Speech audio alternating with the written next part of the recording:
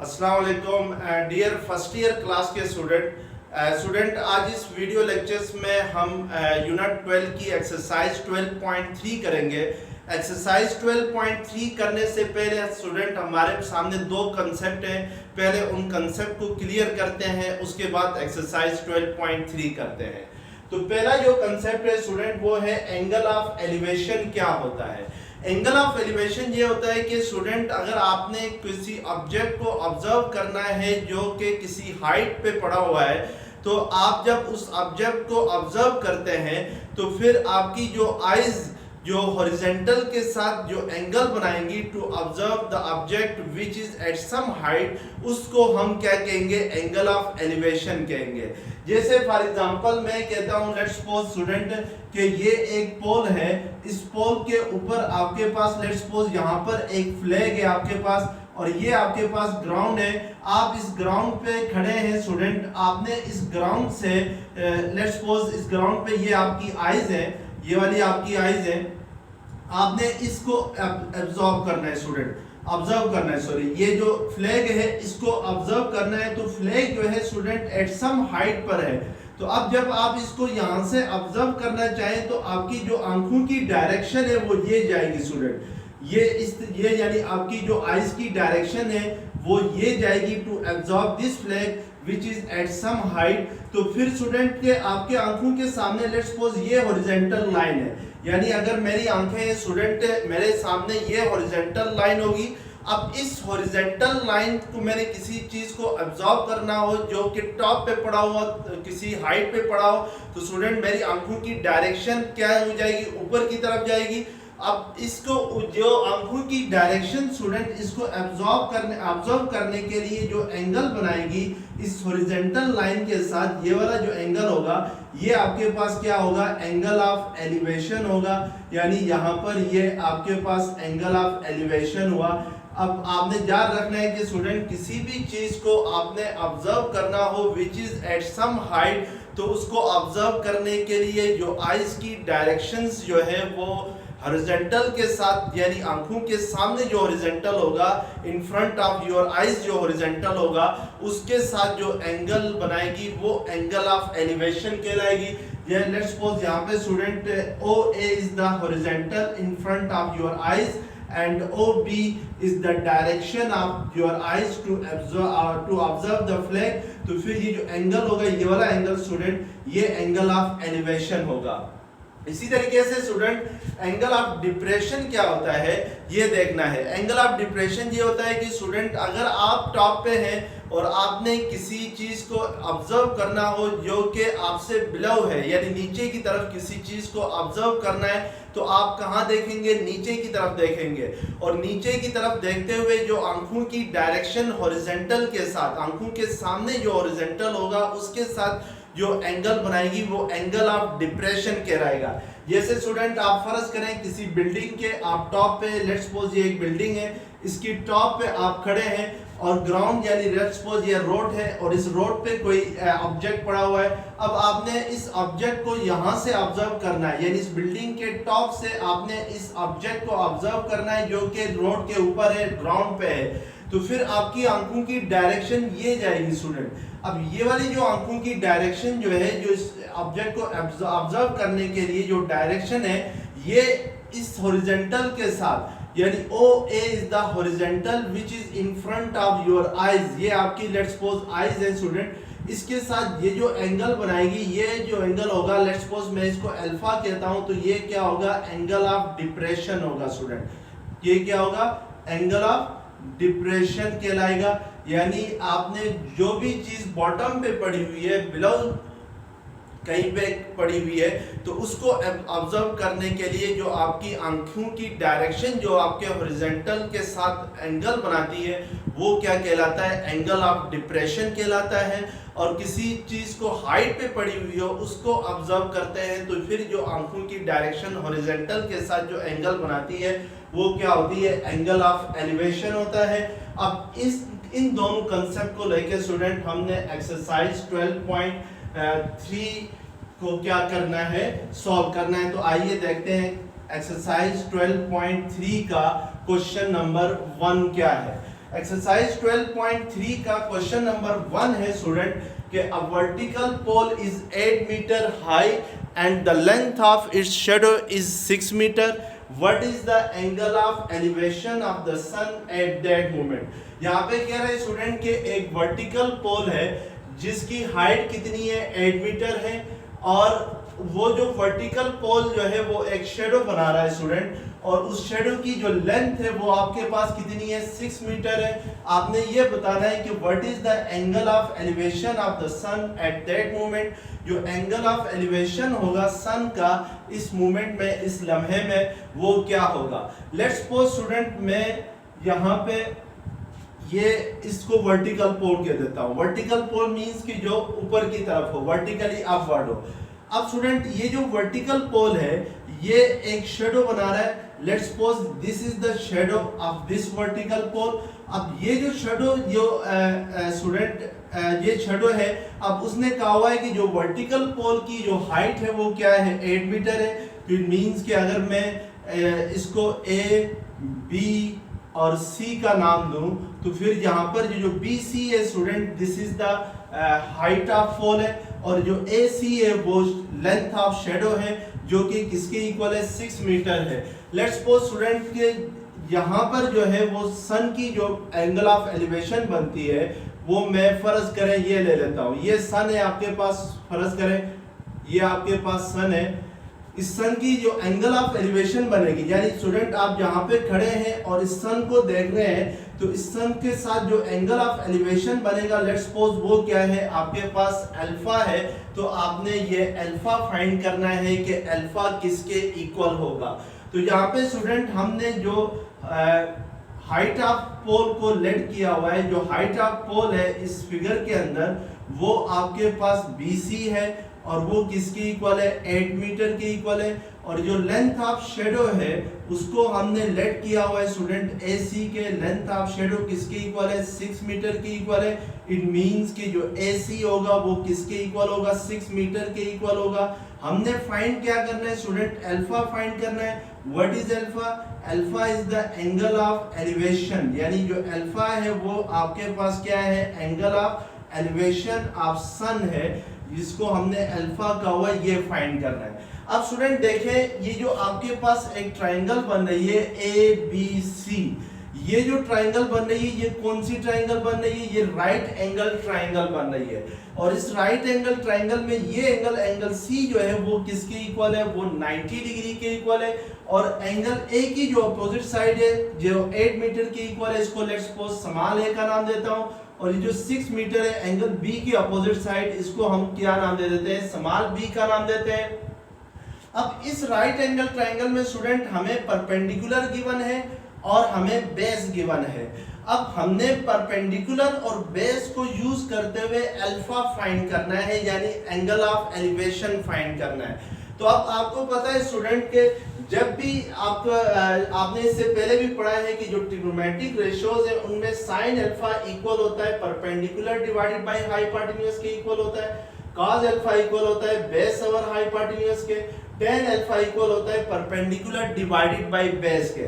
तो इस right angle triangle में स्टूडेंट हमें जो गिवन डेटा है उसमें परपेंडिकुलर है और बेस है और अल्फा फाइंड करना हो तो हमारे लिए कौन सा फार्मूला सूट करेगा, tan अल्फा वाला सूट करेगा। इट मींस कि tan अल्फा हमारे पास इक्वल होता है परपेंडिकुलर और बेस के इक्वल होता है। तो यहाँ पे परपेंडिकुलर आपके पास क्या है BC है और बेस क्या है AC है। तो इट मींस कि tan अल्फा किसके इक्वल होगा, BC और AC के इक्वल होगा। BC स्टूडेंट 8 के इक्वल है तो इसकी जगह हम 8 लिखेंगे और AC की वैल्यू आपके पास क्या है 6 है तो हम फिर AC की जगह क्या लिखेंगे 6 लिखेंगे। तो इसका मतलब है tan अल्फा किसके इक्वल आ जाएगा 8/6 के इक्वल आ जाएगा। हमें तो क्या चाहिए स्टूडेंट, हमें अल्फा चाहिए। तो यहाँ पर अगर हम इसको सिंप्लीफाई करते हैं तो ये 2 4 8 2 3 6 यानी tan अल्फा किसके इक्वल होगा 4/3। अगर tan अल्फा 4/3 होता है तो अल्फा किसके इक्वल होगा tan इनवर्स ऑफ 4/3 के इक्वल होगा। और tan इनवर्स ऑफ 4/3 जो इक्वल होता है स्टूडेंट, आप अगर कैलकुलेटर से इसको कैलकुलेट करें यानी tan इनवर्स ऑफ 4/3 होता है, 3 1 3, आपके पास 1 कैरी आएगा तो 3 3 9, तो ये 1.33 होगा।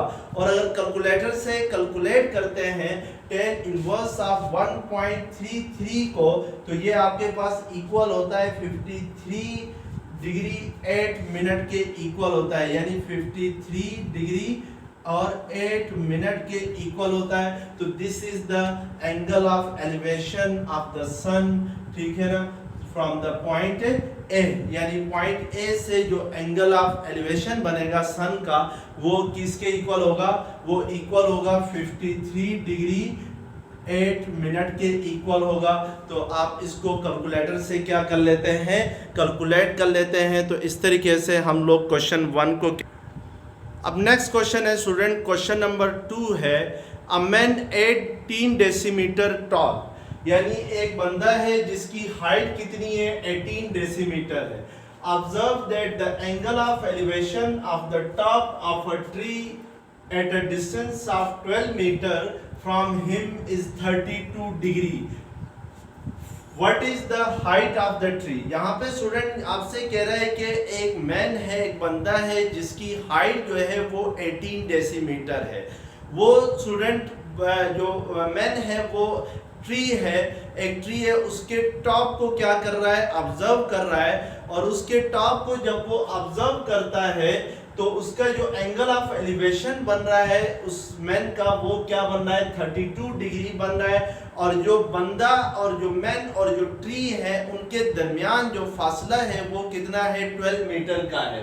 What is the height of the tree? आपने यहाँ पर ये बताना है कि स्टूडेंट जो हाइट ऑफ ट्री होगी वो क्या होगी। Let's suppose for example student मैं कहता हूँ कि दिस इज द ट्री, ये आपके पास ट्री है, और इस ट्री से 12 मीटर के डिस्टेंस पे लेट्स सपोज ये एक मैन है स्टूडेंट। इस मैन की जो हाइट है वो स्टूडेंट आपके पास क्या है, 18 डेसीमीटर है। यानी ये जो मैन है इसकी हाइट हम कह देते हैं लेट्स सपोज ये किसके इक्वल है, 18 डेसीमीटर के इक्वल है। और ये जो ट्री है स्टूडेंट, इस ट्री और मैन के दरमियान जो फासला है, ये वाला फासला, ये आपके पास क्या है, 12 मीटर का है। अब यहां से स्टूडेंट ये जो मैन है इस ट्री के टॉप को ऑब्जर्व कर रहा है। अब ट्री के टॉप को ऑब्जर्व करेगा तो जाहिर सी बात है वो ऊपर की तरफ देखेगा और उसकी वजह से जो एंगल बनेगा वो कौन सा बनेगा, एंगल ऑफ एलिवेशन बनेगा। अब लेट्स सपोज स्टूडेंट मैं कहता हूं this is the eyes of the man, ये जो है ये आईज ऑफ द मैन है।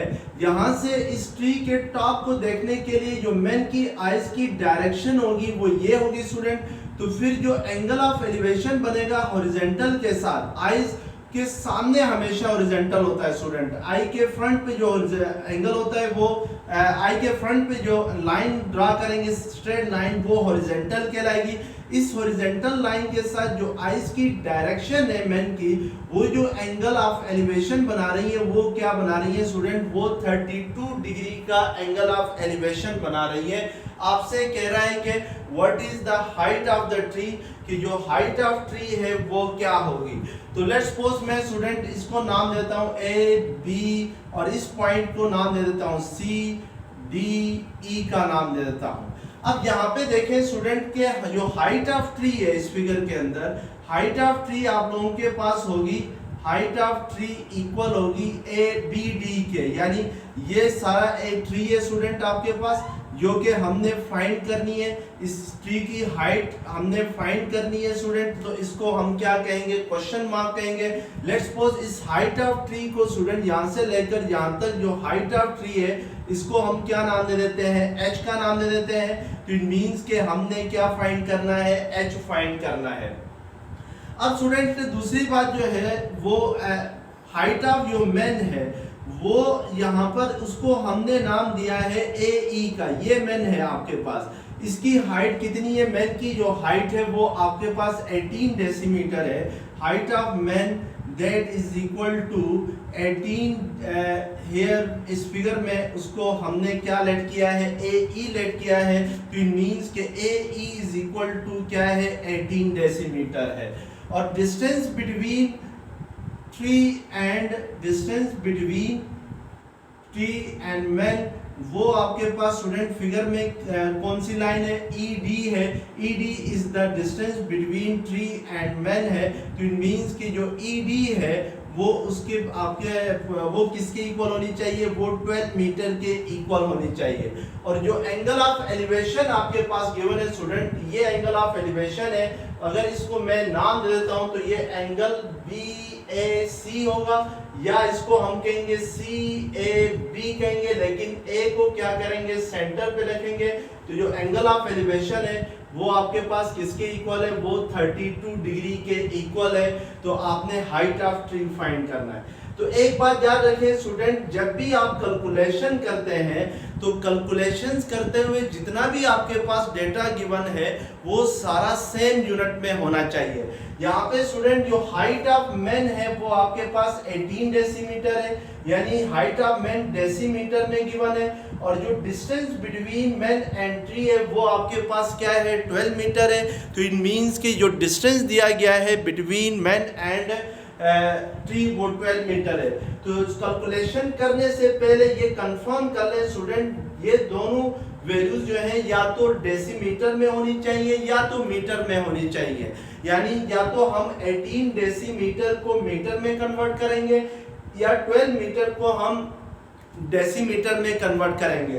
अब आपको पता है कि स्टूडेंट के 1 मीटर इक्वल होता है 10 डेसीमीटर के, यानी 1 मीटर में कितने डेसीमीटर होते हैं, 10 डेसीमीटर होते हैं। तो इट मींस कि 1 डेसीमीटर इक्वल होगा 1/10 मीटर के। तो फिर 18 डेसीमीटर किसके इक्वल होगा स्टूडेंट, 18/10 मीटर के इक्वल होगा। तो 18/10 को आप लिख सकते हैं 1.8 मीटर। तो इसका मतलब है स्टूडेंट के जो 18 डेसीमीटर है उसको अगर मीटर में कन्वर्ट किया जाए तो वो किसके इक्वल होता है, 1.8 मीटर के इक्वल होता है। इट मींस कि जो हाइट ऑफ मैन है वो मीटर में किसके इक्वल आ रही है, 1.8 मीटर के इक्वल आ रही है। अब हम इस डेटा को यूज करते हुए स्टूडेंट H यानी हाइट ऑफ ट्री फाइंड करेंगे।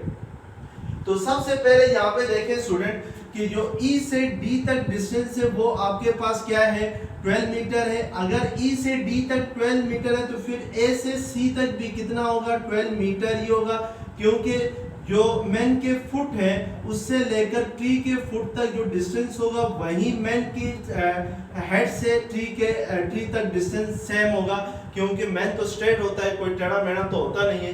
तो इसलिए ये क्या होगा, सेम होंगे, ये दोनों डिस्टेंस क्या होंगे, सेम होंगे। अब हमने student height of tree find करना है, तो हाइट ऑफ ट्री आपके पास BD के इक्वल है। दूसरी बात यहाँ पे ये देख लें स्टूडेंट कि AE आपके पास किसके इक्वल है, 18 डेसीमीटर के इक्वल है या 1.8 मीटर के इक्वल है। अगर AE जो है वो आपके पास 1.8 मीटर है तो इट मींस कि जो CD होगा स्टूडेंट, वो CD भी किसके इक्वल होगा, वो भी 1.8 मीटर के ही इक्वल होगा। क्यों 1.8 मीटर के इक्वल होगा, क्योंकि यहाँ से AC जो है वो एक स्ट्रेट लाइन है, इसी तरीके से AED भी क्या है आपके पास स्ट्रेट लाइन है। अगर ये दोनों स्ट्रेट लाइन है तो फिर AE और CD हर हाल में क्या होने चाहिए, इक्वल होने चाहिए। अब हमें जो चाहिए था वो हाइट ऑफ ट्री चाहिए।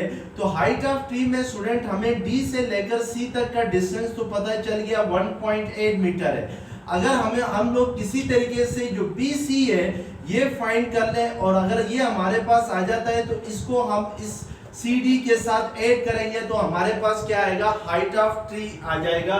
तो इसके लिए सबसे पहले देखें स्टूडेंट के यहाँ पे ये जो ट्राइंगल बनी हुई है, ट्राइंगल ABC, ये जो ट्राइंगल है स्टूडेंट, इन ट्राइंगल ABC जो है वो आपके पास एक राइट एंगल ट्राइंगल है। और अगर ये राइट एंगल ट्राइंगल है तो फिर जाहिर सी बात है कि हम इसमें ये तीनों ट्रिग्नोमेट्रिक रेशियोज में से कोई एक ट्रिग्नोमेट्रिक रेशियो चूज कर सकते हैं।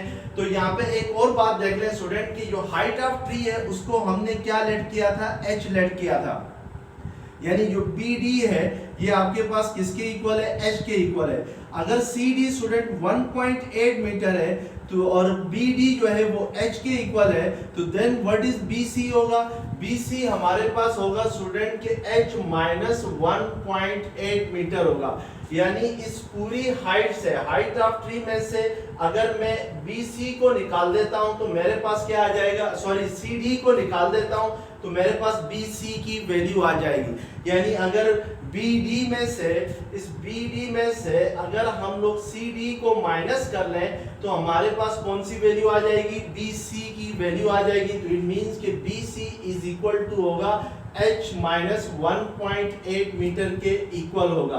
अब हमने स्टूडेंट इन डेटा को यूज करते हुए जो हाइट ऑफ ट्री है वो फाइंड करना है। तो उसके लिए देखें, सबसे पहले आपने क्या करना है कि इस ट्राइंगल ABC को देखना है। ट्राइंगल ABC में हमें जो साइड BC है स्टूडेंट, ये साइड BC चाहिए, यानी जस्ट BC चाहिए। तो BC जो बन रही है वो इस ट्राइंगल ABC का परपेंडिकुलर बन रहा है। अब यहाँ पे देखिए स्टूडेंट, हमें एंगल ऑफ एलिवेशन भी गिवन है और बेस भी गिवन है। बेस AC है, AC जो बन रही है आपके पास वो बेस बन रही है और ये किसके इक्वल है, 12 मीटर के इक्वल है। इट मींस के एंगल गिवन है, बेस गिवन है, परपेंडिकुलर फाइंड करना हो यानी तो कौन सा ट्रिग्नोमेट्रिक रेशियो सूट करेगा, tan अल्फा सूट करेगा, क्योंकि tan अल्फा इक्वल होता है परपेंडिकुलर डिवाइडेड बाय बेस। तो यहाँ पे हमें बेस भी गिवन है और अल्फा भी गिवन है। तो अगर फर्ज करें स्टूडेंट cos अल्फा या sin अल्फा फाइंड करते हैं तो उसके लिए हमारे पास हाइपोटेन्यूज नहीं है, इसलिए हम वो लोग ये वाला ट्रिग्नोमेट्रिक रेशियो इजीली यूज नहीं कर सकते हैं। तो हम जो इजीली यूज कर सकते हैं ट्रिग्नोमेट्रिक, जिस ट्रिग्नोमेट्रिक रेशियो को, तो वो आपके पास क्या है, tan अल्फा है। tan अल्फा इक्वल होगा परपेंडिकुलर डिवाइडेड बाय बेस होगा। तो परपेंडिकुलर आपके पास BC है इस राइट एंगल ट्राइंगल में और बेस जो है वो AC है। तो परपेंडिकुलर हमने फाइंड करना है स्टूडेंट, BC किसके इक्वल है, BC आपके पास इक्वल है H माइनस 1.8 मीटर है। तो इसको हम H माइनस 1.8 लिखेंगे और AC की वैल्यू हमारे पास क्या है, 12 है। तो AC की जगह हम क्या रखेंगे, 12 रखेंगे। और अल्फा किसके इक्वल है स्टूडेंट, यहाँ पर ये जो एंगल ऑफ एलिवेशन गिवन है 32 डिग्री, ये आपके पास अल्फा है। तो इट मींस के tan अल्फा की जगह हम tan 32 degree is equal to H minus 1.8 divided by 12 होगा। यहाँ से 12 स्टूडेंट इधर डिवाइड हो रहा है तो इक्वेशन की सेकंड साइड पे आके tan 32 डिग्री से क्या हो जाएगा, मल्टीप्लाई होगा और इस साइड पे क्या रह जाएगा, H माइनस 1.8 रह जाएगा और माइनस 1.8 इस साइड पे आके इसके साथ क्या होगा, ऐड होगा। तो ये 1.8 प्लस 12 इंटू tan 32 डिग्री आ जाएगा। अब हमने स्टूडेंट कैलकुलेटर से जो है वो tan 32 डिग्री की वैल्यू फाइंड करनी है और फिर उसको 12 के साथ मल्टीप्लाई करना है और फिर 12 के साथ मल्टीप्लाई करने के बाद उसमें 1.88 करना है। तो हमारे पास जो हाइट ऑफ ट्री है वो आ जाएगी स्टूडेंट। जो tan 32 डिग्री है H is equal to 1.8 plus 12 into tan 32 degree student अगर कैलकुलेटर से हम फाइंड करें तो ये इक्वल होता है 0.6249 के इक्वल होता है। अब अगर इसको 1.8 प्लस 12 इंटू 0.6249 करेंगे तो ये आपके पास होगा 7.49 होगा और 7.49 को 1.8 में ऐड करेंगे तो ये आपके पास इक्वल आएगा 9.3 आ जाएगा। तो इट मींस कि जो हाइट ऑफ ट्री है स्टूडेंट वो किसके इक्वल होगी, 9.3 मीटर के इक्वल होगी। तो इस तरीके से हम क्या करते हैं कि हाइट ऑफ ट्री फाइंड करते हैं by using the trigonometric ratio tan alpha. अब क्वेश्चन नंबर 7 है student, a plane flying directly above a post 6000 meter away from an anti-craft gun. Observe the gun at an angle of depression of 27 degree. Find height of the plane. यहाँ पे student कह रहा है कि एक plane है जो fly कर रहा है एक पोस्ट के ऊपर जिसका डिस्टेंस जो पोस्ट से प्लेन का डिस्टेंस पोस्ट से कितना है स्टूडेंट 6000 मीटर का है। अब स्टूडेंट जो पायलट है प्लेन पे वो जो एंटी क्राफ्ट गन है उसको ऑब्जर्व कर रहा है और उसको ऑब्जर्व करते हुए उसका जो एंगल ऑफ डिप्रेशन बनता है वो क्या बन रहा है, वो 27 डिग्री बन रहा है। और आपसे कह रहा है कि what is the height of the plane, यानी आपने यहाँ पे क्या फाइंड करना है, हाइट ऑफ प्लेन फाइंड करना है कि हाइट जो प्लेन है वो कितनी हाइट पे उड़ान भर रहा है, तो ये हमने फाइंड करना है। लेट्स सपोज स्टूडेंट मैं कहता हूं कि आपके सामने ये बी लेता हूं, दिस इज प्लेन, ये आपके पास प्लेन है स्टूडेंट। फर्ज करें स्टूडेंट के इस प्लेन, ये जो प्लेन है इसके डायरेक्टली नीचे यहाँ पर आपके पास एंटी क्राफ्ट गन है। एंटी क्राफ्ट गन वो होती है स्टूडेंट जो प्लेन को हिट करती है, ये एंटी क्राफ्ट गन है। लेट्स सपोज यहाँ से स्टूडेंट पायलट जो है वो इस एंटी क्राफ्ट गन की तरफ देख रहा है, तो उसका जो आंखों की जो डायरेक्शन है, जो आइज डायरेक्शन है वो ये जाएगी। तो फिर जो एंगल ऑफ डिप्रेशन बनेगा स्टूडेंट वो आपके क्या बनेगा, 27 डिग्री बनेगा। जब नीचे की तरफ देखते हैं तो स्टूडेंट जो हॉरिजॉन्टल है आंखों के सामने in front of your eyes जो हॉरिजॉन्टल लाइन बनती है वो ऊपर रह जाती है और जो डायरेक्शन ऑफ आइज है वो नीचे की तरफ आ जाती है। तो ये एंगल ऑफ क्या बनेगा, डिप्रेशन बनेगा। अब स्टूडेंट इस प्लेन की आपने हाइट फाइंड करनी है। हाइट मींस कि ग्राउंड से लेकर इस प्लेन का जो डिस्टेंस है वो फाइंड करना है स्टूडेंट। फर्ज करें स्टूडेंट ये एंटी क्राफ्ट गन जो है वो ग्राउंड के ऊपर है, तो इट मींस कि ये सारा आपके पास ग्राउंड है। इस ग्राउंड से लेकर इस प्लेन तक जो डिस्टेंस है, ये वाला जो डिस्टेंस है ये हाइट ऑफ द प्लेन कहलाएगा। इट मींस कि अगर मैं इसको ए का नाम दे दूं, इसको बी का नाम दे दूं, इसको सी का नाम दे दूं, तो जो ए बी सी है स्टूडेंट, बी सी जो होगा वो हाइट ऑफ प्लेन है। तो हमने हाइट ऑफ प्लेन फाइंड करनी है कि मींस यहाँ पे हमने क्या फाइंड करना है, बी सी फाइंड करना है। अब स्टूडेंट की जो प्लेन का डिस्टेंस है from this anti craft gun वो आपके पास क्या है, वो 6000 मीटर है। यानी आपके पास जो ए सी है स्टूडेंट वो किसके इक्वल है, वो 6000 मीटर है। जो डिस्टेंस होगा स्टूडेंट हम ए बी को डिस्टेंस नहीं कंसीडर करेंगे, हमेशा बेशक जो प्लेन जो है वो जितनी भी हाइट पे फ्लाई कर रहा हो तो उसका जो डिस्टेंस कंसीडर होगा किसी भी पॉइंट से एंटी क्राफ्ट गन से, यहाँ पर तो एंटी क्राफ्ट गन है वो जमीन के साथ जो डिस्टेंस होगा वो कंसीडर होगा। यानी हम इस बी से एक परपेंडिकुलर ड्रा करेंगे अर्थ के ऊपर और वो परपेंडिकुलर अर्थ को यहाँ पे इंटरसेक्ट करता है, उस पॉइंट से लेकर इस एंटी क्राफ्ट गन तक जो डिस्टेंस होगा this is the height, sorry this is the distance between anti craft gun and plane होगा जो कि AC है। बात स्टूडेंट ए बी को, स्टूडेंट जो ए बी यहाँ पर है इसको डिस्टेंस लेते हैं तो इसको आपने डिस्टेंस नहीं कंसीडर करना है। अब स्टूडेंट यहाँ पे देखें कि अगर आपके पास ये एंगल 27 डिग्री है, ये वाला एंगल, तो इट मींस कि ये एंगल भी क्या होगा, 27 डिग्री होगा। ये दोनों एक दूसरे के क्या हैं, वर्टिकल एंगल्स हैं और वर्टिकल एंगल्स हमेशा क्या होते हैं, इक्वल होते हैं। स्टूडेंट वर्टिकल एंगल्स ये होते हैं कि लेट्स सपोज दो पैरेलल लाइन है और अगर कोई ट्रांसवर्सल लाइन जो है वो इन दोनों पैरेलल लाइंस को इंटरसेक्ट करती है तो फिर ये एंगल और ये एंगल वर्टिकल एंगल्स कहलाते हैं और ये वर्टिकल एंगल्स हमेशा क्या होते हैं, आपस में इक्वल होते हैं। तो यहाँ पे ये लाइन और ये लाइन एक दूसरे के पैरेलल हैं, तो इट मींस कि ये दोनों एंगल फिर हर हाल में क्या होने चाहिए, इक्वल होने चाहिए। तो इट मींस कि जो एंगल ऑफ ए होगा वो किसके इक्वल होगा, वो 27 डिग्री के इक्वल होगा। अब स्टूडेंट यहाँ पे आप जरा गौर से देखें तो ये जो ए बी सी है ये आपके पास एक राइट एंगल ट्रायंगल बन रही है। यानी in triangle A B C, right angle triangle A B C, इसमें जो एंगल है स्टूडेंट वो 90 डिग्री का है, यानी राइट एंगल है। आपने इस राइट एंगल ट्रायंगल में बी सी फाइंड करना है। गिवन आपके पास है बेस और एंगल गिवन है 27 डिग्री। एंगल को मैं लेट्स सपोज नाम देता हूं अल्फा, तो इट मींस कि हमारे पास अल्फा गिवन है 27 डिग्री है जो कि एंगल ए है और AC इक्वल है आपके पास 6000 मीटर है। तो आपने फाइंड करना है BC। तो BC फाइंड करने के लिए हम कौन सी ट्रिग्नोमेट्रिक रेशियो यूज करेंगे, tan अल्फा यूज करेंगे। tan अल्फा किसके इक्वल होता है, परपेंडिकुलर डिवाइडेड बाय बेस होता है। तो परपेंडिकुलर हमारे पास है BC, बेस है हमारे पास AC, और BC हमने फाइंड करना है। AC की वैल्यू हमारे पास क्या है, 6000 है, तो उसकी जगह हम क्या लिखेंगे, 6000 लिखेंगे।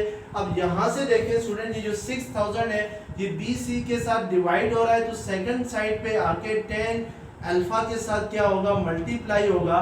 तो अल्फा की जगह हम पुट करेंगे क्या, 27 डिग्री, क्योंकि अल्फा इक्वल है किसके, 27 डिग्री के इक्वल है। अब 27 डिग्री की जो वैल्यू होती है, अगर कैलकुलेटर से कैलकुलेट करेंगे तो स्टूडेंट इसकी वैल्यू आती है 0.5095 आती है, 5095 आती है।